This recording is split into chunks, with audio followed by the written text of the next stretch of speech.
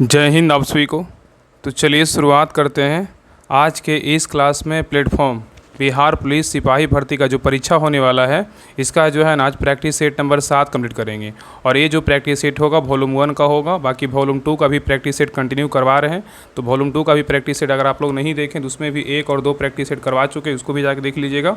और इसका वॉल्यूम 1 का अगर 6 प्रैक्टिस सेट नहीं देखें इसके पीछे वाला क्लास को, तो जाके प्लेलिस्ट चेक कीजिए, आपको जो है ना सारा क्लास मिल जाएगा। तो चलिए शुरुआत करते हैं। वॉल्यूम 1 जो है प्लेटफॉर्म का प्रैक्टिस सेट कितना है, तो आज जो है इस क्लास में प्रैक्टिस सेट नंबर 7 कंप्लीट करेंगे। तो ध्यानपूर्वक पूरी क्लास को देखिएगा और अंत तक क्लास को जरूर देखिएगा। और क्लास अच्छा लगे तो सभी लोग लाइक शेयर सब्सक्राइब जरूर कीजिएगा।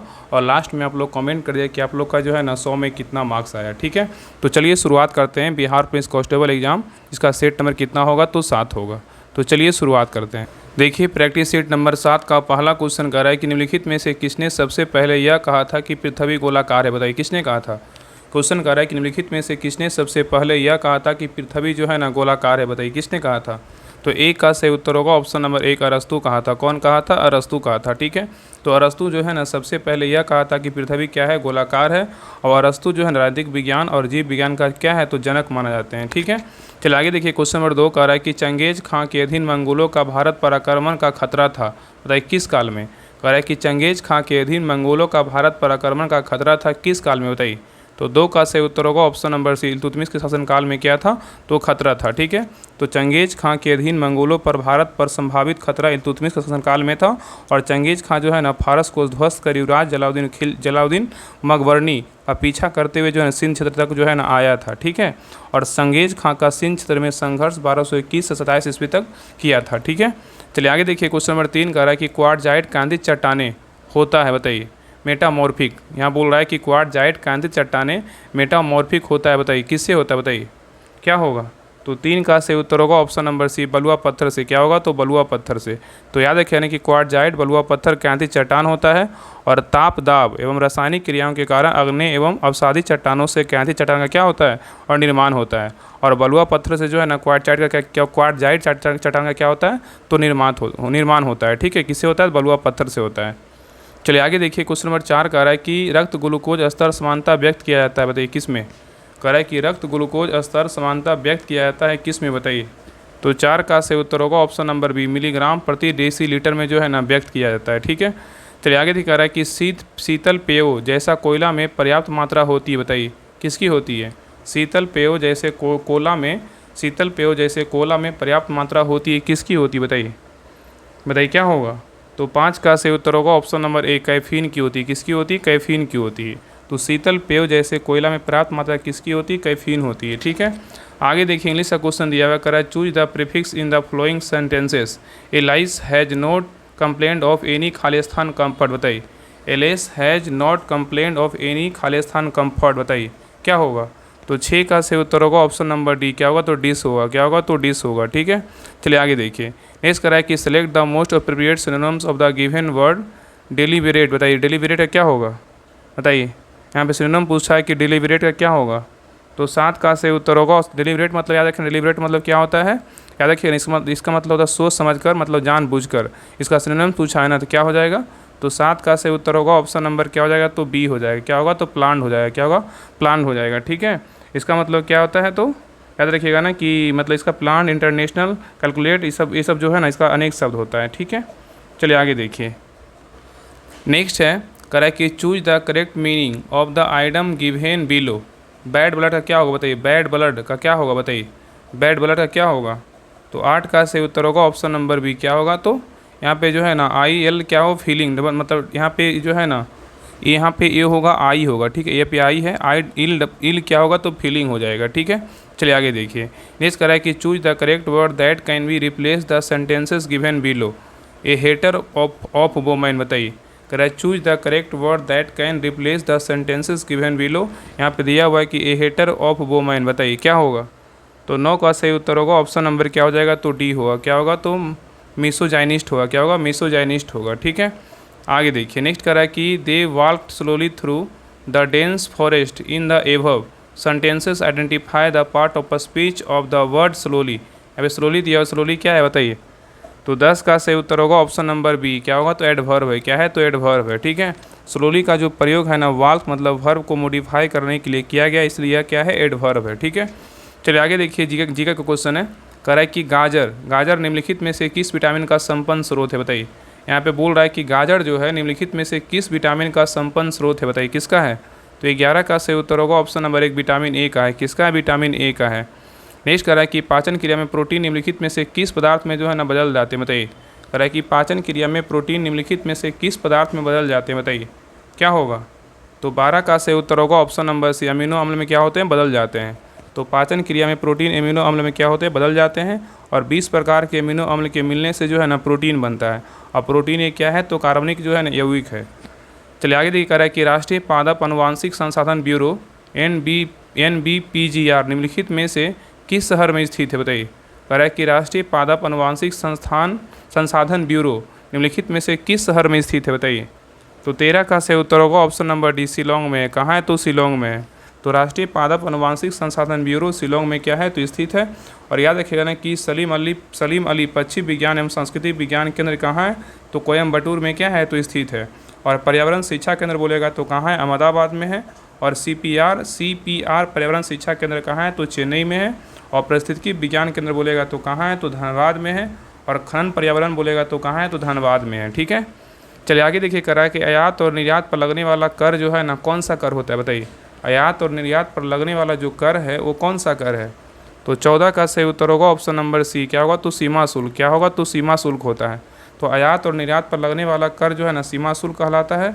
और सीमा शुल्क क्या है, तो परोक्ष कर है। क्या है, तो परोक्ष कर है। और भारतीय निर्यात बैंक की अगर स्थापना पूछेगा तो कब हुआ था, 1982 में हुआ था। और सेवा कर जो है ना भारत में 1994 से 95 ईस्वी में क्या हुआ था, लागू किया गया था।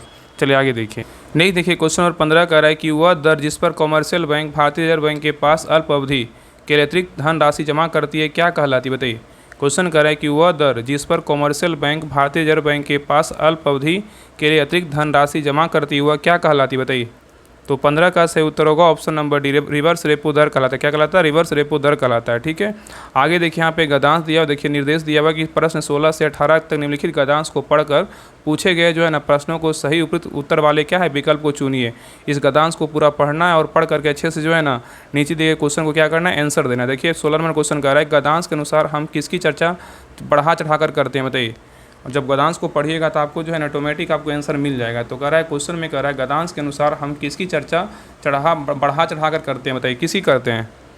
तो 16 का सही उत्तर होगा ऑप्शन नंबर बी, क्या है, स्वयं की समस्याओं की करते हैं। नेक्स्ट कह रहा है किसी समस्या का समाधान कैसे प्राप्त हो सकता है, बताइए। किसी समस्या का समाधान कैसे प्राप्त हो सकता है, बताइए। तो 17 का सही उत्तर होगा ऑप्शन नंबर बी, स्थितियों का ठीक से आकलन करने से क्या होगा, तो किसी समस्या का जो है ना समाधान प्राप्त हो सकता है। ठीक है, आगे देख रहा है कि समस्या समाधान के लिए किन चीज़ों से बचने के लिए कहा गया है, बताइए। समस्या समाधान के लिए किन चीज़ों से बचने के लिए कहा गया, बताइए कौन सा चीज़ है। तो 18 का सही उत्तर होगा ऑप्शन नंबर बी, सहानुभूति और क्या है, तो दया है। नेक्स्ट देखिए, क्वेश्चन नंबर देखिए 19 का है अशुद्ध वाक्य का चयन कीजिए। इसमें अशुद्ध वाक्य जो है ना 4 ऑप्शन दिया हुआ, अशुद्ध वाक्य बोल रहा है, अशुद्ध वाक्य कौन सा है, बताइए। और इस प्रकार जो है ना क्वेश्चन आपको एग्जाम में देखने को एक क्वेश्चन जरूर मिलेगा हिंदी में। बताइए अशुद्ध वाक्य को अच्छे से पढ़िए और बताइए कि इसमें अशुद्ध वाक्य जो है ना कौन सा है। तो 19 का सही उत्तर होगा ऑप्शन नंबर बी, वह दंड देने योग्य है, ये क्या है, तो गलत है। ठीक है, वह दंड देने योग्य के स्थान पर क्या होगा, वह दंड योग होगा। क्या होगा, वह दंड योग होगा, तब क्या होगा, सही होगा। बाकी तीनों क्या है, सही है। वह भारत के भावी प्रधानमंत्री बिल्कुल सही है। वह सोमवार को आएगा, ये भी सही है। उसकी कमीज क्या है, नहीं, ये भी क्या है, तो सही है। आगे देखिए कह रहा है कि यायावर का अर्थ क्या है, बताइए। यायावर का अर्थ क्या है, बताइए। तो 20 का सही उत्तर होगा ऑप्शन नंबर सी, एक स्थान पर टिककर ना रहने वाला। ठीक है, तो यायावर का अर्थ क्या है, तो एक स्थान पर टिककर ना रहने वाला। चलिए आगे देखिए, कह रहा है कि एक स्थिति पर विचार कीजिए जहां एक व्यक्ति कार में बैठा और एक सरल रेखा में स्थिर वेग से गाड़ी चला रहा है। यदि कार तेजी से बाईं ओर मुड़ती है तो व्यक्ति को निम्नलिखित में से किस दिशा में धक्का लगेगा, बताइए। बहुत अच्छा क्वेश्चन है। कह रहा है एक ऐसी स्थिति पर विचार कीजिए जहाँ एक व्यक्ति कार में बैठा है और एक सरल रेखा में स्थिर वेग से गाड़ी चला रहा है। यदि कार, यहाँ बोल रहा है यदि कार जो है ना तेज़ी से बाईं ओर मुड़ती है तो व्यक्ति को निम्नलिखित में से किस दिशा में क्या होगा, धक्का लगेगा, बताइए कौन सा दिशा होगा। तो 21 का सही उत्तर होगा ऑप्शन नंबर 1, दाईं ओर क्या होगा, धक्का लगेगा। ठीक है, चलिए आगे देखिए, कह रहा है कि तेज़ धूप वाले दिन के बाद लोग छत या खुले मैदान पर पानी का छिड़काव करते हैं क्योंकि क्या कारण है, बताइए। क्वेश्चन कर रहा है कि तेज़ धूप वाले दिन के बाद लोग छत या खुले मैदान पर पानी का छिड़काव करते हैं क्योंकि क्या होता है, बताइए। इसको करने से क्या होता है, तो 22 का सही उत्तर होगा ऑप्शन नंबर डी। क्या होता है? पानी के बाष्पीकरण की अधिक गुप्त ऊष्मा तप सतह को क्या करता है? ठंडा करने में क्या करता है? सहायता करती है। आजकल जो है ना पटना में ही आजकल हो रहा है, स्टूडेंट का रूम जाइएगा ना, देखिएगा छत पर ही लोग पानी मतलब ये कर करके, हम खुद इस प्रकार कर रहे हैं। इतना गर्मी पटना में है ना कि बता नहीं सकते हैं। पता ना कब बारिश होगा, आज लग रहा है कि बारिश होने वाला है। चलिए आगे देखिए। नेक्स्ट है, करा निम्नलिखित गुणों पर विचार कीजिए। एक अच्छे प्रशिक्षक के आवश्यक गुण होंगे। क्या क्या गुण होंगे बताइए?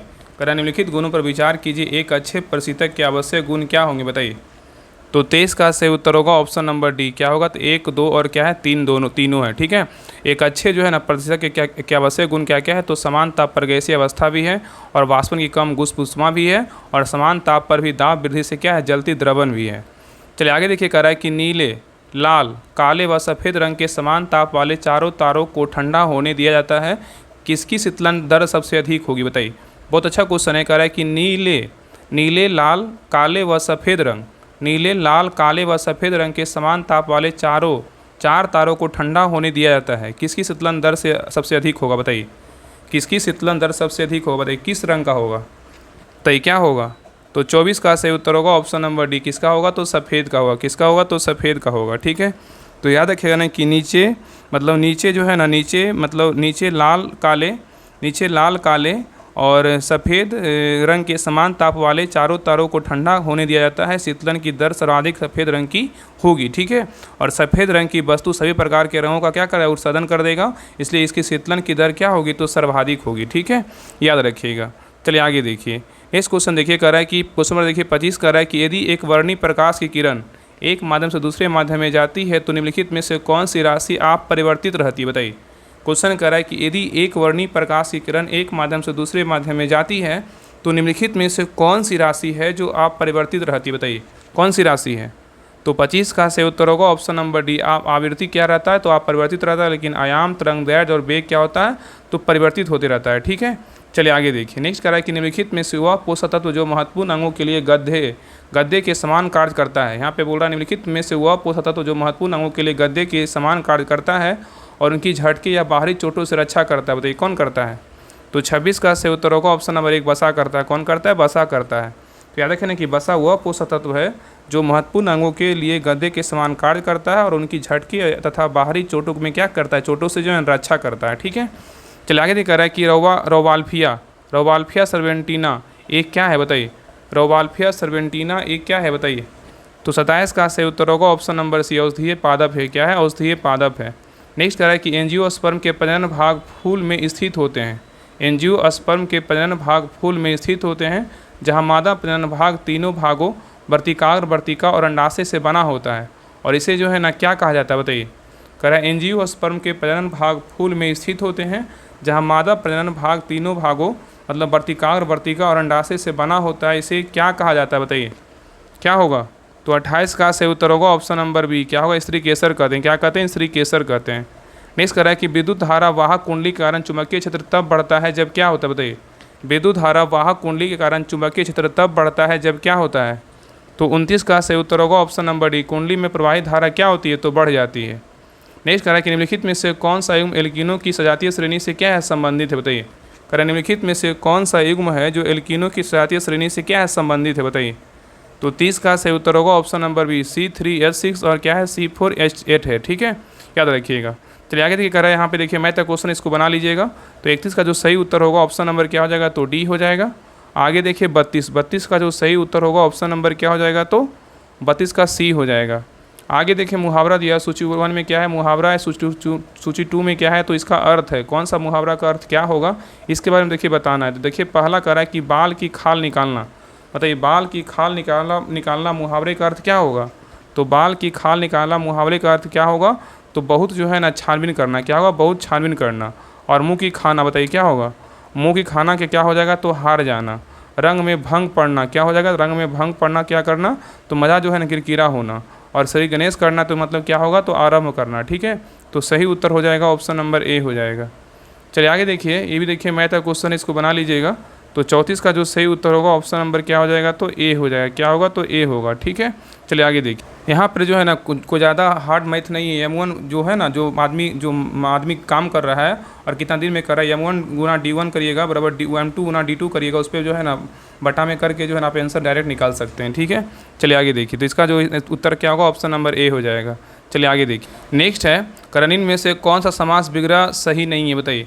करनीन में से कौन सा समास विग्रह सही नहीं है, बताइए। कौन नहीं सही है, बताइए। तो 35 का सही उत्तर होगा ऑप्शन नंबर सी। प्रतिदिन मतलब क्या है, कर्मधारय समास, ये क्या है तो गलत है, ये गलत है। लेकिन दशानन मतलब बहुब्रीहि समास सही है। राजपूत क्या है, तत्पुरुष समास बिल्कुल सही है। सुख दुख बोलेगा तो द्वंद्व समास है, बिल्कुल क्या है तो सही है। और याद रखें कि प्रतिदिन क्या है तो ये कर्मधारय समास नहीं है, क्या होगा अव्ययीभाव समास है। क्या है प्रतिदिन क्या है तब अव्ययीभाव समास है। ठीक है, चलिए आगे देखिए। नेक्स्ट करें, देखिए यहाँ पे माध्य निकालना है, इसको बना लीजिएगा। तो 36 का जो सही उत्तर होगा ऑप्शन नंबर क्या हो जाएगा, तो इसका जो सही उत्तर होगा ऑप्शन नंबर बी हो जाएगा। ठीक है, चलिए आगे देखिए। नेक्स्ट कह रहा है कि दिए गए शब्द का विलोम शब्द ज्ञात कीजिए। तानाशाह का जो है ना विलोम शब्द क्या होगा, बताइए। तानाशाह का जो विलोम शब्द होगा क्या होगा, तो 37 का सही उत्तर होगा ऑप्शन नंबर डी, लोकशाह होगा। क्या होगा, लोकशाह होगा। आगे देखिए कह रहा है कि एक वृत्तीय, देखिए ये भी मैथ का क्वेश्चन, इसको बना लीजिएगा। तो 38 का जो सही उत्तर होगा ऑप्शन नंबर क्या हो जाएगा, तो सी हो जाएगा। चलिए आगे देखिए, ये भी मैथ का क्वेश्चन है। तो 39 का जो सही उत्तर होगा ऑप्शन नंबर ए हो जाएगा। आगे देखिए 40 नंबर में मैथ का क्वेश्चन, इसको बना लीजिएगा। 40 का जो सही उत्तर होगा ऑप्शन नंबर सी हो जाएगा। नेक्स्ट क्वेश्चन पे आइए, निम्नलिखित में से किसका संबंध बिहार सोशलिस्ट पार्टी से था, बताइए। निम्नलिखित में से किसका संबंध बिहार सोशलिस्ट पार्टी से था, बताइए किसका था। तो 41 का सही उत्तर होगा ऑप्शन नंबर एक, जयप्रकाश नारायण का। किसका था, जयप्रकाश नारायण का था। ठीक है, नेक्स्ट करा कि निम्नलिखित में से किस खिलाफत आंदोलन का परिणाम क्या था, बताइए। निम्नलिखित में से खिलाफत आंदोलन का परिणाम क्या था, बताइए। तो 42 का सही उत्तर होगा ऑप्शन नंबर एक, हिंदू मुस्लिम मतभेदों में क्या है, कमी थी। ठीक है, नेक्स्ट करा है कि बिहार के आर्थिक सर्वेक्षण 2024-25 के अनुसार 23-24 में मखाना की खेती का सकल जो है ना फसली क्षेत्रफल कितना है, बताइए। क्वेश्चन करा है कि बिहार के आर्थिक सर्वेक्षण के अनुसार 23-24 में मखाना की खेती का सकल फसली क्षेत्रफल कितना है, बताइए। तो 43 का सही उत्तर क्या होगा, ऑप्शन नंबर सी हो जाएगा। क्या होगा, तो 27.8 हज़ार क्या है, हेक्टेयर है। ठीक है, याद रखिएगा। नेक्स्ट है करा है कि पूर्ण स्वराज संकल्प को भारतीय राष्ट्रीय कांग्रेस के लाहौर अधिवेशन में किसने प्रस्तुत किया था, बताइए। करा है कि पूर्ण स्वराज संकल्प को भारतीय राष्ट्रीय कांग्रेस के लाहौर अधिवेशन में किसने प्रस्तुत किया था, बताइए। तो 44 का सही उत्तर होगा option number B, JL Nehru ने प्रस्तुत किया था। नेक्स्ट करा है कि आचार्य विनोबा भावे किस आंदोलन में भाग लेने के लिए पहली बार गिरफ्तार हुए थे, बताइए। आचार्य विनोबा भावे ने किस आंदोलन में भाग लेने के लिए पहली बार गिरफ्तार हुए थे, बताइए। कौन सा आंदोलन था।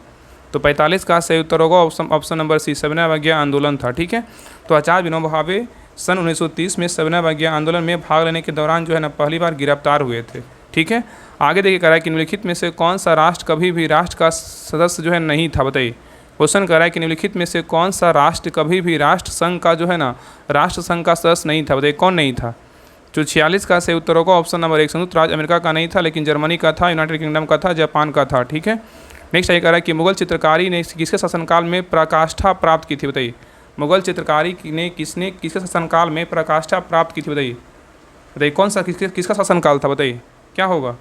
तो 47 का सही उत्तर होगा ऑप्शन नंबर सी, किसका था, जहांगीर का था। ठीक है, तो जहांगीर का काल में मुगल कालीन चित्रकला का जो है ना स्वर्ण काल माना जाता है। और जहांगीर जो है ना स्वयं चित्रकला के जो है ना महान पारखी क्या थे, विशेषज्ञ था। ठीक है, और जहांगीर के दरबार में उस्ताद मंसूर, बिशनदात, अब्दुल हसन आदि महान कलाकार जो है ना रहते थे। ठीक है, चलिए आगे देखिए कह रहा है कि भारत के किस पड़ोसी देश ने मुनाल नामक एक स्वदेशी उपग्रह लॉन्च किया, बताइए। कह रहा है कि भारत के किस पड़ोसी देश ने मुनाल नामक एक स्वदेशी उपग्रह लॉन्च किया, बताइए कौन सा देश है, बताइए। तो 48 का सही उत्तर क्या होगा, ऑप्शन नंबर सी हो जाएगा, नेपाल किया है। कौन किया है, नेपाल किया है। तो भारत के जो है ना भारत के मतलब जो है ना पड़ोसी देश कौन सा है, तो नेपाल ने मुनाल नामक एक स्वदेशी उपग्रह क्या किया है, तो लॉन्च किया है। और नेपाल में विकसित क्या है, एक स्वदेशी क्या है उपग्रह क्या है, तो मुनाल है। चलिए आगे देखिए कह रहा है कि भरतपुर पक्षी अभ्यारण्य कहाँ स्थित है, बताइए। भरतपुर जो पक्षी अभ्यारण्य है कहाँ स्थित है, बताइए। तो 49 का सही उत्तर होगा ऑप्शन नंबर सी, राजस्थान में। कहाँ है, तो राजस्थान में है। भरतपुर बोलेगा तो राजस्थान में है, सांडी पक्षी विहार बोलेगा उत्तर प्रदेश में है, सुल्तानपुर पक्षी अभ्यारण्य बोलेगा तो हरियाणा में है, बेथांगल बोलेगा तमिलनाडु में है, कामर बोलेगा तो बिहार में है, बालापट्टी पक्षी अभ्यारण्य बोलेगा तो कहाँ है, तो आंध्र प्रदेश में है। ठीक है, चलिए आगे देखिए। नेक्स्ट है करा निम्नोक्त में से किसने बंगाल में सरकार की द्वैध प्रणाली समाप्त की, बताइए। निम्न में से किसने बंगाल में सरकार की द्वैध शासन प्रणाली जो है ना समाप्त की, बताइए किसने किया था। तो 50 का सही उत्तर होगा option number D, Warren Hastings ने किया था। कौन किया था, वारेन हेस्टिंग्स ने किया था। ठीक है, चलिए आगे देखिए, कह रहा है कि लाल मिर्च के उत्पादन में कौन सा राज्य जो है ना अग्रणी है। थोड़ा सा धुंधला लग रहा होगा, बाकी आगे से जो है ना कंटिन्यू आपका जो है ना पूरा साफ दिखेगा। पता ना कैसे थोड़ा सा धुंधला हो गया है PDF। देखिए कह रहा है कि लाल मिर्च के उत्पादन में जो है ना कौन सा राज्य अग्रणी है, बताइए कौन सा राज्य है। तो 51 का सही उत्तर होगा ऑप्शन नंबर बी। कौन सा राज्य है, तो आंध्र प्रदेश है। कौन सा राज्य है, तो आंध्र प्रदेश है। ठीक है, याद रखिएगा। नेक्स्ट कह रहा है कि जनवरी 2025 में सोनमर्ग टनल का उद्घाटन प्रधानमंत्री नरेंद्र मोदी द्वारा कहाँ किया गया, बताइए। क्वेश्चन कर रहा है कि जनवरी 2025 में सोनमर्ग टनल का उद्घाटन प्रधानमंत्री नरेंद्र मोदी द्वारा कहाँ किया गया, बताइए कहाँ किया गया है। तो 52 का सही उत्तर होगा option number C, Jammu Kashmir में किया गया है। नेक्स्ट कह रहा है कि क्षेत्रफल की दृष्टि से भारत का सबसे छोटा राज्य कौन सा है, बताइए। क्षेत्रफल की दृष्टि से भारत का सबसे छोटा राज्य कौन सा है। तो 53 का सही उत्तर होगा ऑप्शन नंबर सी। कौन सा राज्य है, तो गोवा है। नेक्स्ट कह रहा है कि भारत में शंकुधारी वन कहाँ पाए जाते हैं, बताइए। भारत में शंकुधारी वन जो है ना कहाँ पाए जाते हैं, बताइए। तो 54 का सही उत्तर होगा ऑप्शन नंबर सी, हिमालय में जो है ना पाए जाते हैं। नेक्स्ट कह रहा है कि दक्षिण भारत की सबसे ऊंची चोटी कौन सी, बताइए। दक्षिण भारत की सबसे ऊंची चोटी कौन सी है। तो 55 का सही उत्तर होगा ऑप्शन नंबर 1, अनायमुदी है। कौन है, अनायमुदी है। नेक्स्ट कह रहा है कि गरीबी रेखा से नीचे निर्वाह करने वाली जनसंख्या का प्रतिशत अधिकतम कितना है, बताइए। गरीबी रेखा के नीचे निर्वाह करने वाली जनसंख्या का जो प्रतिशत अधिकतम कितना है, बताइए। किसका है, बताइए। कह रहा है गरीबी रेखा के नीचे निर्वाह करने वाली जनसंख्या का जो प्रतिशत अधिकतम किस राज्य का है। तो 56 का सही उत्तर होगा ऑप्शन नंबर 1, किसका है, तो बिहार का है। किसका है, बिहार का है। तो गरीबी रेखा के नीचे निर्वाह करने वाली जनसंख्या का प्रतिशत अधिकतम किसका है, तो बिहार का है। ठीक है, और 2011 की जनगणना के अनुसार भारत में गरीबी अगर पूछा है कितना परसेंट है, 21.9% है। चलिए आगे देखिए, कह रहा है कि भील जनजाति कहाँ पाई जाती है, बताइए। भील जनजाति कहाँ पाई जाती है। तो 57 का सही उत्तर होगा ऑप्शन नंबर क्या हो जाएगा, तो डी, महाराष्ट्र में पाया जाता है। कहाँ पाया जाता है, महाराष्ट्र में पाया जाता है। नेक्स्ट कह रहा है कि वर्ष 2011 के अनुमान के अनुसार विश्व की जनसंख्या का कितना प्रतिशत भारत में रहता है, बताइए। कह रहा है कि वर्ष 2011 के अनुमान के अनुसार विश्व की जनसंख्या का कितना प्रतिशत भारत में रहता है, बताइए कितना रहता है। तो 58 का सही उत्तर होगा ऑप्शन नंबर बी, 17.5% रहता है। नेक्स्ट कह रहा है कि निम्नोक्त में से किसने उच्चतम न्यायालय के न्यायाधीश तथा वो लोकसभा अध्यक्ष के पदों को जो है सुशोभित किया, बताइए। कह रहा है निम्न में से किसने उच्चतम न्यायालय के न्यायाधीश तथा लोकसभा अध्यक्ष के पदों को जो है सुशोभित किया, बताइए किसने किया है। तो 59 का सही उत्तर होगा option number B, KS Hegde ने किया। कौन किया, KS हेगड़े ने किया। ठीक है, याद रखिएगा। चलिए आगे देखिए, कह रहा है कि दल बदल के आधार पर निर्वाचित सदस्यों की आयोग्यता संबंधी विवरण संविधान की किस अनुसूची में जो है ना दिया गया, बताइए।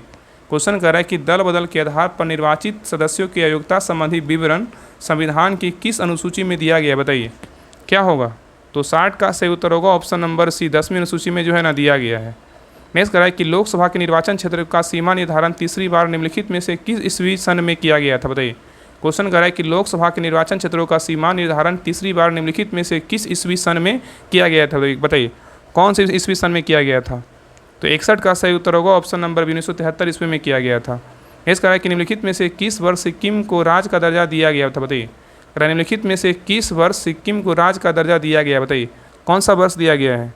तो 62 का सही उत्तर होगा ऑप्शन नंबर सी, 1975 ईस्वी में जो है ना दिया गया। ठीक है, तो याद रखना कि 1975 ईस्वी में सिक्किम को राज्य का दर्जा दिया गया। और संविधान संशोधन कौन था, 36वां संविधान संशोधन के द्वारा 1975 में सिक्किम को जो है ना भारत का 22वां पूर्ण राज्य जो है ना घोषित किया गया था। ठीक है, चलिए आगे देखिए। नेक्स्ट कह रहा है कि राज्यसभा के लिए सदस्यों को नामित करने का अधिकार निम्नलिखित में से किसको है, बताइए। क्वेश्चन कह रहा है कि राज्यसभा के लिए सदस्यों का नामित करने का अधिकार निम्नलिखित में से किसको है, बताइए। तो 63 का सही उत्तर होगा ऑप्शन नंबर 1, राष्ट्रपति को है। किसको है, तो राष्ट्रपति को है। नेक्स्ट है, कह रहा है संविधान के अनुसार प्रांत की समस्त कार्यपालिका शक्तियाँ किसमें निहित होती, बताइए। संविधान के अनुसार प्रांत की समस्त कार्यपालिका शक्तियाँ किसमें निहित होती, बताइए। तो 64 का सही उत्तर होगा ऑप्शन नंबर सी, राज्यपाल में क्या होता है, तो निहित होता है। ठीक है, तो याद रखिएगा ना कि संविधान के अनुसार प्रांत की समस्त कार्यपालिका शक्तियाँ राज्यपाल में निहित होती है और राज्य की कार्यपालिका के प्रधान राज्यपाल होते। इसका वर्णन किस अनुच्छेद में है, तो अनुच्छेद जो है 154 में। किसमें, अनुच्छेद 154 में है। ठीक है, याद रखिएगा। और राज्य के कार्यपालिका संबंधी सारे कार्यों का संपादन राज्यपाल के नाम से जो है ना होता है। चलिए आगे देखिए। नेक्स्ट है, कह रहा है विधायिका का क्षेत्र में राज्यपाल को क्या संवैधानिक शक्तियाँ प्राप्त है, बताइए। कह रहा है विधायिका के क्षेत्र में राज्यपाल को क्या संवैधानिक शक्तियाँ जो है ना प्राप्त है, बताइए कौन सा शक्तियाँ प्राप्त है, बताइए क्या होगा। तो 65 का सही उत्तर होगा ऑप्शन नंबर डी, इनमें से सभी होगा। याद रखिएगा ना कि यहाँ पर दिया हुआ कि विधायिका के क्षेत्र में राज्यपाल को क्या संवैधानिक शक्तियाँ प्राप्त है। तो विधानमंडल की बैठक बुलाना तथा उसे संबोधित करना, ये भी शक्तियाँ प्राप्त है। और विधान परिषद के 1/6 सदस्यों को मनोनीत करना, ये भी प्राप्त है। अध्यादेश जारी करना एवं विधानमंडल से पारित विधेयकों को स्वीकृति प्रदान करना, ये भी जो है ना प्राप्त है। ठीक है, तो ये सभी उत्तर हो जाएगा, ऑप्शन नंबर डी हो जाएगा। चलिए आगे देखिए। नेक्स्ट कह रहा है कि बिहार विधान परिषद के सदस्यों की संख्या कितनी है बताइए। बिहार विधान परिषद के सदस्यों की संख्या कितनी है बताइए। तो 66 का सही उत्तर होगा ऑप्शन नंबर डी। कितना है तो 75 है। कितना है 75 है। ठीक है, चलिए आगे देखिए। कारण निम्नलिखित कार्बनिक यौगिक में से किसमें आयरन यौगिक से उत्पन्न दाग जो है ना निकाला जाता है बताइए। क्वेश्चन कह रहा है कि निम्नलिखित कार्बनिक यौगिक में से किससे जो है ना आयरन यौगिक से उत्पन्न दाग को जो है निकाला जाता है बताइए। किससे निकाला जाता है। तो 67 का सही उत्तर होगा ऑप्शन नंबर 1 औद्योगिक अम्ल। क्या होगा, औद्योगिक अम्ल होगा। ठीक है, तो औद्योगिक अम्ल से जो है ना कार्बनिक यौगिक में से आयरन यौगिक उत्पाद से जो है ना उत्पन्न के दाग को क्या करता है, निकाल देता है। ठीक है, और अम्ल वे यौगिक पदार्थ हैं जिसमें हाइड्रोजन प्रतिस्थापक के रूप में रहता है। ठीक है, चलिए आगे देखिए। नेक्स्ट कह रहा है कि निम्नलिखित में से कौन सा अम्लों का एक विशिष्ट गुण है बताइए। अब एक क्वेश्चन कर रहा है निम्नलिखित में से कौन सा अम्लों का एक विशिष्ट गुण है बताइए, कौन सा है। तो 68 का सही उत्तर होगा ऑप्शन नंबर 1। वे नीले लिटमस पेपर को क्या करता है, तो लाल कर देता है। नेक्स्ट कह रहा है कि एथेनॉल को विकृत करने के लिए निम्नलिखित में से किसका प्रयोग किया जाता है बताइए। एथेनॉल को विकृत करने के लिए निम्नलिखित में से किसका प्रयोग किया जाता है बताइए। किसका प्रयोग करते हैं। तो 69 का सही उत्तर होगा ऑप्शन नंबर 1 मिथाइल अल्कोहल का जो है ना प्रयोग करते हैं। ठीक है, तो एथेनॉल को विकृत करने के लिए मिथाइल अल्कोहल का जो है ना प्रयोग किया जाता है। और कार्बन एक क्या है, धातु है। इसकी परमाणु संख्या बोलेगा तो कितना होता है, इसका जो है ना 6 होता है। ठीक है, और कार्बन आधुनिक आवर्त सारणी के वर्ग जो है ना 4 के ए में रखा गया है। चलिए आगे देखिए। कह रहा है कि निम्नलिखित में से कौन सा कथन निलंबन के बारे में सत्य है। सत्य पूछा है कि निलंबन के बारे में कौन सा कथन जो है ना सत्य है बताइए। तो 70 का सही उत्तर होगा ऑप्शन नंबर डी। निलंबन के कणों को आंखों से जो है ना देखा जा सकता है, यही क्या है, तो सत्य है। चलिए आगे देखिए। कह रहा है कि प्रतिरोधकों के श्रेणी संयोजन का समतुल प्रतिरोध क्या होता है बताइए। प्रतिरोधकों के श्रेणी संयोजन का समतुल प्रतिरोध क्या होता है बताइए। तो 71 का सही उत्तर होगा ऑप्शन नंबर बी। अलग अलग प्रतिरोधकों के प्रतिरोध को क्या होगा, तो योग होता है। तो कह रहा है कि प्रतिरोधकों के श्रेणी संयोजन का समतुल प्रतिरोध क्या होता है, तो अलग अलग प्रतिरोधकों के प्रतिरोध का क्या होगा, तो योग होगा। ठीक है, चलिए आगे कह रहा है कि जीवाणु मतलब बैक्टीरिया के निराकरण के लिए जिस प्रकाश किरण का परखनली के अंदर प्रयोगशाला में प्रयुक्त किया जाता है उसका नाम क्या है बताइए। कह रहा है जीवाणु के निराकरण के लिए जिस प्रकाश किरण का परखनली के अंदर प्रयोगशाला में प्रयुक्त किया जाता है उसका नाम क्या है बताइए। तो 72 का सही उत्तर होगा ऑप्शन नंबर डी। परावैंगनी विकिरण है। क्या है, तो परावैंगनी विकिरण है। नेक्स्ट आइए। कह रहा है कि विशिष्ट व्यक्ति या साधारण व्यक्ति के वोट का मूल्य होता है, क्या होता है बताइए। विशिष्ट व्यक्ति और साधारण व्यक्ति के वोट का मूल्य क्या होता है बताइए। तो 73 का सही उत्तर होगा ऑप्शन नंबर 1। क्या होगा, तो 1 होता है। कितना होता है, 1 ही होता है। ठीक है, तो विशिष्ट व्यक्ति और साधारण व्यक्ति के वोट का मूल्य 1 ही होता है। एक वोट एक मूल्य एक नारा, जिसका उपयोग मतदान में समान प्रतिनिधित्व के सिद्धांत की वकालत करने के लिए जो है ना किया जाता है। ठीक है, चलिए आगे देखिए। कह रहा है कि निम्नलिखित में से कौन सा पदार्थ के कणों का अभिलाक्षणीय गुण नहीं है। यहाँ पे नहीं पूछा है कि निम्नलिखित में से कौन सा पदार्थ के कणों का अभिलाक्षणीय गुण नहीं है, बताइए कौन नहीं है। तो देखिए पहला कह रहा है ये निरंतर गतिशील होते हैं, पदार्थ के कण बिल्कुल गुण है। और नेक्स्ट कह रहा है इनके बीच रिक्त स्थान होता है, ये भी है। और नेक्स्ट कह रहा है कि आकार में बहुत बड़े होते हैं, ये क्या है, नहीं है। और ये एक दूसरे के क्या आकर्षित करते हैं, क्या है, बिल्कुल है। तो इसका सही उत्तर क्या होगा, ऑप्शन नंबर सी। ये क्या है, तो नहीं है। ठीक है, चलिए आगे देखिए। नेक्स्ट कह रहा है कि निम्नलिखित में से कौन सा रोग लेसमीनिया जो है ना कारण होता है, बताइए। कह रहा है कि निम्नलिखित में से कौन सा रोग लेसमीनिया के जो है ना कारण होता है, बताइए क्या होगा। तो 75 का सही उत्तर होगा ऑप्शन नंबर सी। काला आजार होता है। क्या होता है, तो काला जार होता है। तो काला जार रोग लिस्मीनिया नामक परजीवी के कारण होता है। और काला जार को आंत का जो है ना लिसीमेनियस भी कहा जाता है। और यह लिस्मेनिया परजीवी कारण होने वाला क्या है, लिस्मेनियासिस रोगों में सबसे क्या है, गंभीर प्रकार है। ठीक है, चलिए आगे देखिए। क्वेश्चन नंबर 76 पे कह रहा है कि एक रम्य उपवन था नंद वन सा सुंदर में कौन सा अलंकार है, बताइए। एक रम्य उपवन था नंदन वन सा सुंदर में कौन सा अलंकार है। तो 76 का सही उत्तर होगा ऑप्शन नंबर बी। उपमा है। क्या है, तो उपमा है। चलिए आगे देखिए। नेक्स्ट है, कह रहा है कि मैथिली शरण गुप्त के संबंध आधुनिक काल में किस युग के कवि थे, बताइए। मैथिली शरण गुप्त का संबंध आधुनिक काल में किस युग के कवि थे, बताइए क्या होगा। तो 77 का सही उत्तर होगा ऑप्शन नंबर बी। द्विवेदी युग थे। कौन थे, द्विवेदी युग था। ठीक है, तो मैथिली शरण गुप्त का संबंध आधुनिक काल में द्विवेदी युग के कवि थे। ठीक है, तो आगे देखिए। क्वेश्चन देखिए 78 का 31 जनवरी 2025 में भारतीय रेलवे की सभी एप्लीकेशंस को एक ही मंच पर प्रदान करने के लिए कौन सा सुपर ऐप लॉन्च किया गया, बताइए। क्वेश्चन कह रहा है कि 31 जनवरी 2025 में भारतीय रेलवे की सभी एप्लीकेशन को एक ही मंच प्रदान करने के लिए कौन सा सुपर ऐप जो है ना लॉन्च किया गया, बताइए कौन सा ऐप लॉन्च किया गया है। तो 78 का सही उत्तर क्या होगा, ऑप्शन नंबर 1 स्वारेल जो है ना इसको लॉन्च किया गया है। नेक्स्ट कह रहा है कि अमर सेन को उनके किस विषय क्षेत्र में योगदान हेतु नोबेल पुरस्कार प्रदान किया गया था, बताइए। क्वेश्चन कर रहा है कि अमर सेन को उनके किस विषय क्षेत्र में योगदान हेतु नोबेल पुरस्कार प्रदान किया गया था, बताइए किस में किया गया था। तो 79 का सही उत्तर होगा ऑप्शन नंबर सी, कल्याणकारी अर्थशास्त्र में दिया गया था। ठीक है, तो कल्याणकारी अर्थशास्त्र के लिए 1998 का नोबेल पुरस्कार प्राप्त करने वाले प्रोफेसर कौन थे, अमर सेन जो है ना पहले एशियाई थे। ठीक है, आगे देखिए कह रहा है कि भारत में निर्धनता अनुपात घट रहा है, क्या कारण है बताइए। भारत में निर्धनता अनुपात घट रहा है क्योंकि क्या कारण है बताइए। तो 80 का सही उत्तर होगा ऑप्शन नंबर 1, 15 से 59 वर्ग की जो संख्या क्या है, सापेक्षिता जो है ना, सापेक्षता अधिक है। नेक्स्ट कर रहा है कि केंद्रीय बजट 2023-24 की 7 प्राथमिकताएं सप्तऋषि में क्या शामिल नहीं है बताइए। इसमें शामिल नहीं पूछा है कि कौन शामिल नहीं है बताइए। यहाँ पे क्वेश्चन कर रहा है केंद्रीय बजट 23-24 की 7 प्राथमिकताएं सप्तऋषि में क्या शामिल नहीं है बताइए। इसमें क्या शामिल नहीं है बताइए, क्या होगा। तो 81 का सही उत्तर होगा option number B, health sector जो है ना शामिल नहीं है, लेकिन युवा शक्ति है, वित्तीय क्षेत्र है, समावेशी जो है ना विकास है। ठीक है, याद रखिएगा। चलिए आगे देखिए। नेक्स्ट कह रहा है कि निम्नलिखित विकल्पों में से कौन सा पदार्थ की अवस्था में परिवर्तन और उस परिवर्तन से संबंधित उसकी प्रक्रिया से सही ढंग से मेल नहीं खाता, बताइए। क्वेश्चन कह रहा है कि निम्नलिखित विकल्पों में से कौन सा पदार्थ की अवस्था में परिवर्तन और उस परिवर्तन से संबंधित उसकी प्रक्रिया से सही ढंग से जो है ना मेल नहीं खाता है, कौन नहीं खाता बताइए। तो देखिए पहला कह रहा है गैस से द्रव क्या होगा, उत्पादन कराता है, यही क्या होगा तो सही होगा, यही क्या है मेल नहीं खाता है। तो सही उत्तर क्या होगा, ऑप्शन नंबर ए हो जाएगा। और ठोस से गैस बोलेगा तो उत्पादन बिल्कुल सही है, और गैस से ठोस बोलेगा तो निक्षेपण बिल्कुल सही है, द्रव से गैस बोलेगा तो बाष्पीकरण बिल्कुल क्या है, तो बी, सी और डी क्या है तो सही है। चलिए आगे देख कह रहा है कि वनस्पति तेल से वनस्पति घी बनाने में प्रयुक्त गैस कौन सा है बताइए। वनस्पति तेल से वनस्पति घी बनाने में प्रयुक्त गैस कौन सा है। तो 83 का सही उत्तर होगा ऑप्शन नंबर डी, हाइड्रोजन है। क्या है तो हाइड्रोजन है। नेक्स्ट कह रहा है कि पानी आयनिक लवणों का सुविलायक है क्योंकि क्या कारण है बताइए। पानी आयनिक लवणों का सुविलायक है क्योंकि, तो 84 का सही उत्तर होगा ऑप्शन नंबर बी, क्योंकि उसका द्विध्रुव आघूर्ण क्या है, अधिक है। नेक्स्ट कह रहा है कि इंडिया विंस फ्रीडम पुस्तक के लेखक कौन है बताइए।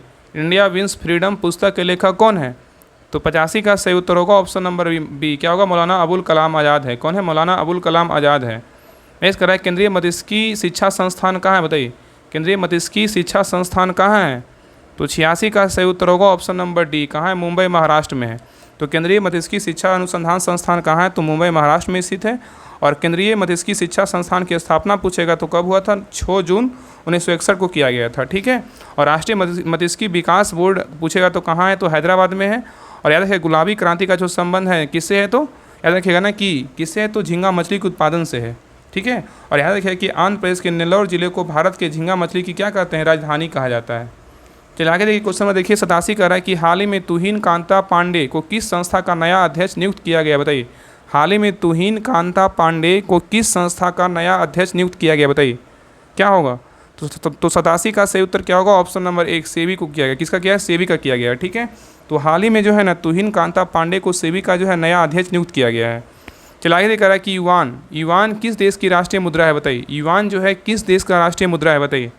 तो 88 का सही उत्तर होगा ऑप्शन नंबर बी, किसका है, तो चीन का है। किसका है, तो चीन का है। ठीक है, चलिए आगे कह रहा है कि जगदीप धनखड़ भारत के कौन में उपराष्ट्रपति हैं बताइए। जगदीप धनखड़ भारत के कौन से नंबर के उपराष्ट्रपति हैं बताइए। तो 89 का सही उत्तर होगा ऑप्शन नंबर बी, 14वें क्रम के जो क्या है तो उपराष्ट्रपति हैं। नहीं देखिए कह रहा है कि बीमारियों और उनके जांच को सही रूप में दोनों स्तंभों से मिलान कीजिए। यहाँ पे मिलान करने बोल रहा है कि कौन सा बीमारी का जो है यहाँ पे बोल रहा है बीमारियों और उनके जांच से संबंधित कौन सा जो जोड़ा होगा उसका जो है ना मिलाना है। बताइए पहला देखिए क्या है, एक्सरे। एक्सरे का जांच किस में करते बताइए। एक्सरे का जो जांच होता है किसके लिए किया जाता है बताइए।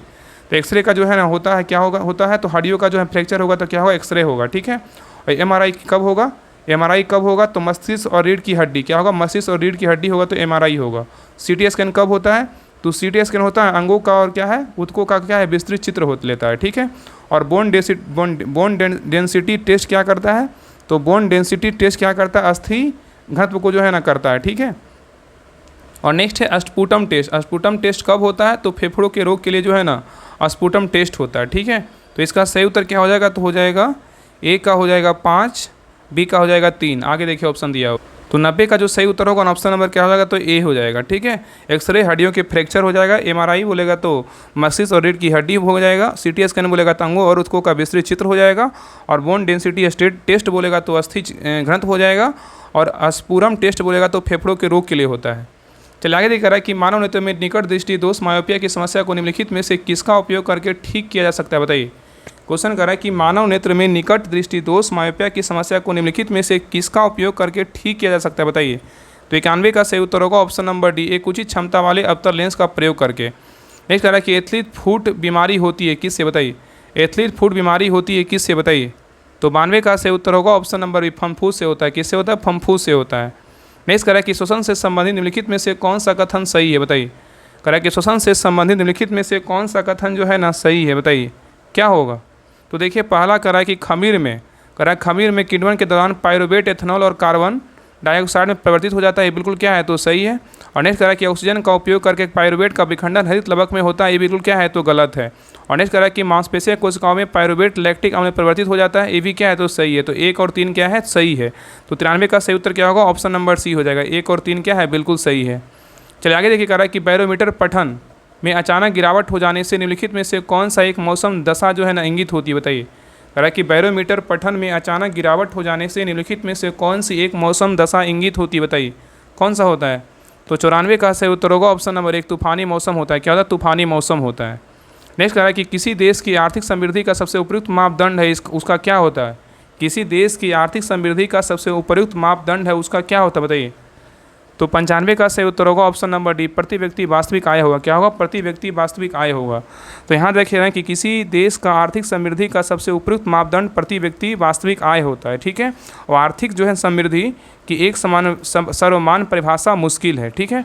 चलिए आगे देखिए, यहाँ से इंग्लिश का क्वेश्चन दिया हुआ है, देखिए कह रहा है fill in the blanks with appropriate word. She is as gentle, she is as gentle क्या होगा, बताइए। तो 96 का सही उत्तर होगा option number C, as a dove होगा। क्या होगा, एज ए डोव होगा, ठीक है। तो यहाँ पे देखिए ना, a gentle as a dove कब क्या होता है, एक प्रसिद्ध जो है उपमा है, क्या है, स्माइल है। आगे देख रहा है कि change the voice of given sentences they have built a new bridge, बताइए। Change the voice of given sentences they have built a new bridge, बताइए। यहाँ न्यू ब्रिज बोल रहा है, बताइए क्या होगा। तो 97 का सही उत्तर होगा ऑप्शन नंबर क्या हो जाएगा, तो सी हो जाएगा। क्या होगा, तो सी होगा, a new bridge has been built by them हो जाएगा, ठीक है। चलिए आगे देखिए, नेक्स्ट कर रहा है कि choose the correct indirect speech. देखिए नरेशन दिया हुआ, my father said to me go home, बताइए क्या होगा, my father said to me go home, बताइए। तो 98 का सही उत्तर होगा ऑप्शन नंबर डी हो जाएगा, my father order me to go home. क्या होगा, my father ordered me to क्या होगा, गो होम होगा। नेक्स्ट देखिए कर रहा है कि दे अराइव्ड खालिस्तान दी एयर क्या होगा, एयरपोर्ट लेट। दे अराइव्ड खालिस्तान दी एयरपोर्ट लेट, बताइए क्या भराएगा, कौन सा प्रीपोजिशन आएगा, बताइए। तो 99 का सही उत्तर होगा ऑप्शन नंबर बी, क्या होगा, तो एट होगा, they arrived at the airport late, ठीक है। नेक्स्ट कह रहा है कि select the most appropriate word to fill in the blanks.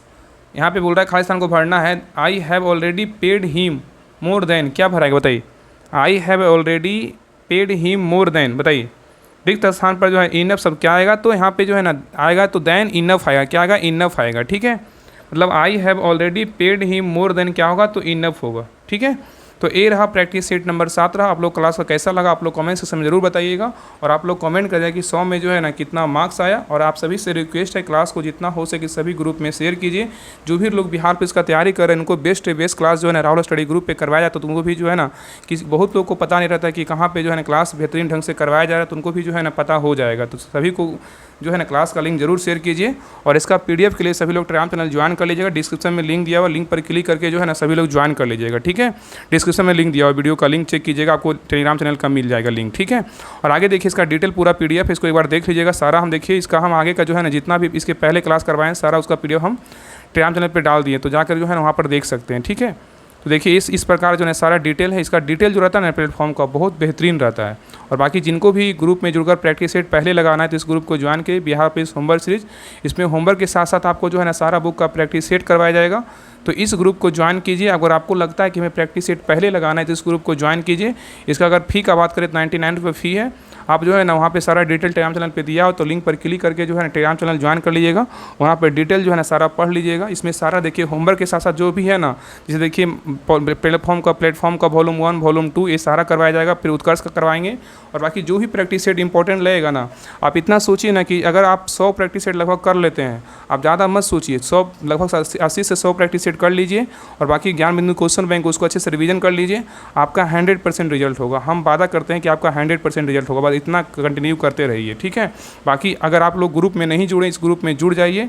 आपको जो है ना बेहतरीन से बेहतरीन ढंग से जो है ना प्रैक्टिस सेट करवाया जा रहा है और सारा बुक से जो है ना होमवर्क करवाया जा रहा है। और देखिए लूसेंट ऑब्जेक्टिव अभी हाल ही में स्टार्ट हुआ, डे 1 का होमवर्क मिला है। बाकी इसमें जो है ना साइंस का स्पेशल जो है ना एनसीईआरटी सार संग्रह करवाने वाले हैं। और देखिए ये जो है ना साइंस का प्रीवियस ईयर पेपर, देखिए ये जो बुक है, मतलब जो पेपर पूछा गया था ना, मतलब बिहार दरोगा में जितने भी साइंस का क्वेश्चन आया है इसमें देखिए सारा दिया। इसको इस बुक को जो है ना हम करवाने वाले हैं, तो जितना जल्दी हो सके ज्वाइन कीजिए और इस ग्रुप में जुड़ करके जो है ना तैयारी कीजिए। तो आज के लिए रहने देते हैं यहीं तक। सभी लोग को क्लास जो है ना शेयर कीजिएगा, लाइक कीजिएगा। जितने लोग नए लोग क्लास को देख रहे हैं सभी लोग सब्सक्राइब जरूर कर लीजिएगा। तो मिलते हैं नेक्स्ट क्लास में, तब तक के लिए जय हिंद, जय भारत।